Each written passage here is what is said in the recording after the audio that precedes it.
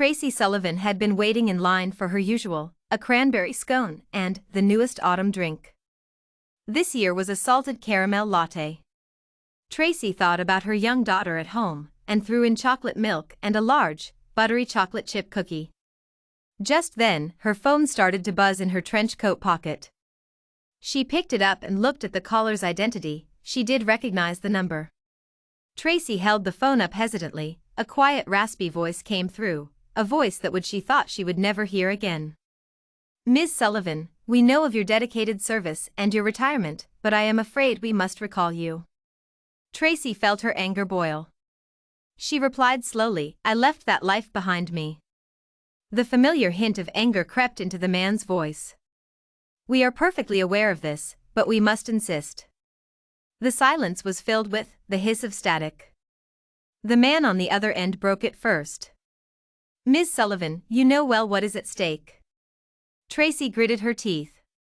Looking around, she replied in a voice no louder than a sliver of a whisper, "May I be restored to the ranks of the Silver Rose?" On the other end of the call, the man smiled slowly and replied, "We welcome you into our ranks. Get a table for two."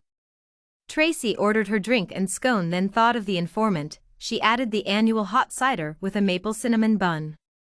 Then she waited. Hunter Woodrow was late. Strange, for a member of the Silver Rose. At last, a man in a black turtleneck walked nonchalantly to her table and sat himself down. To anyone else, it looked like two friends were about to engage in a friendly chat.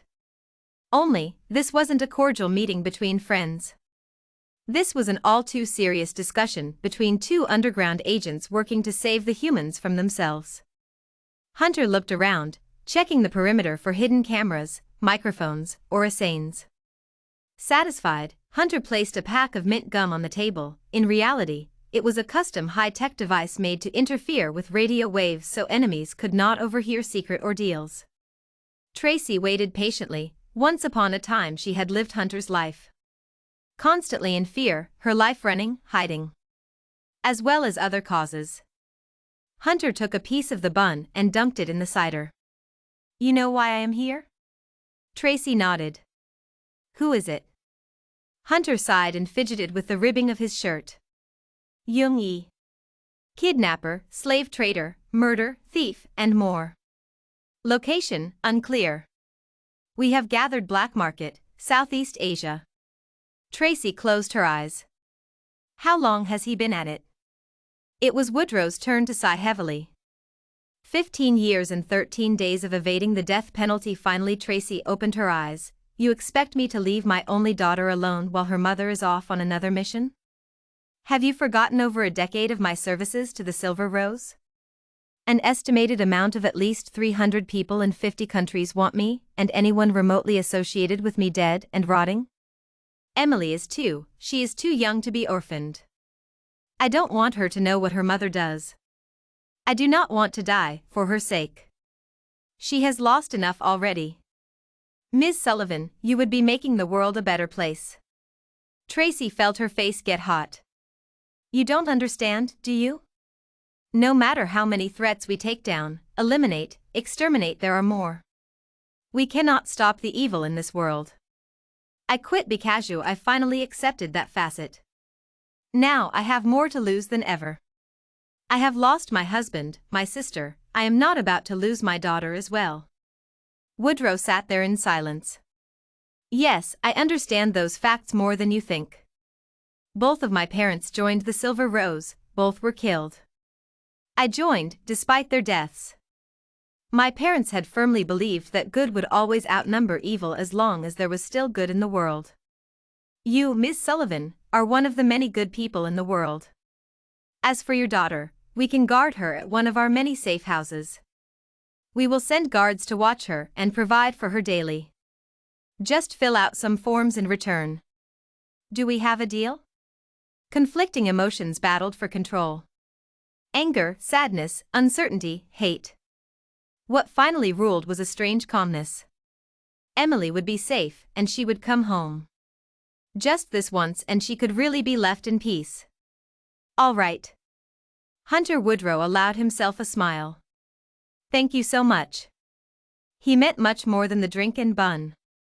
Hunter bent down and came back up with a leather messenger bag Tracy had seen earlier. She had assumed it just held a small handgun and some files. Normal for someone of the Silver Rose. Instead, he handed her a plane ticket, a passport, an Android phone, another small handgun, a card containing Young's current information, an ID card, and a travel-sized first aid. Well, this is quite the care package. Haven't had one of these in ages, Tracy commented. Hunter nodded. You will need to return briefly back to headquarters to be re-registered. Your plane leaves in 3 days. The two finished their food. Tracy made a call. In an apartment complex a few miles away, her mother, who watched Emily when Tracy was working, picked up. Hi, Mom. How are you? I will be late tonight. Is Emily still awake? She heard her mother's warm voice over the receiver. Yes, honey, I am fine. Emily just finished taking her bath. In the background, Tracy heard her mom calling to Emily. It was only seconds before Tracy heard her daughter. Hi, Mommy.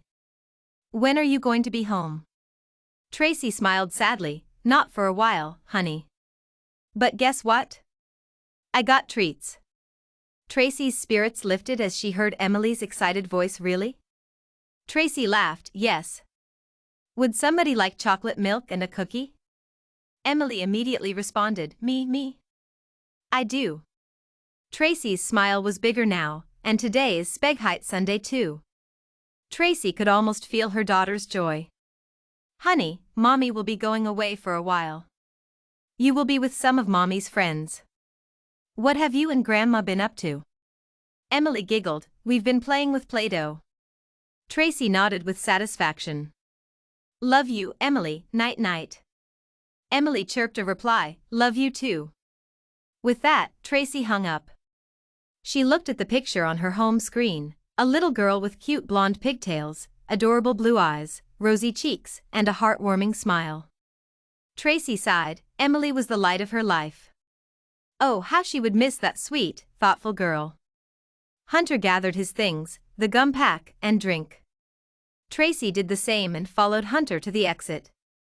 As Woodrow opened the door, Tracy whispered under her breath, Mommy loves you, Emily. What a night it had been.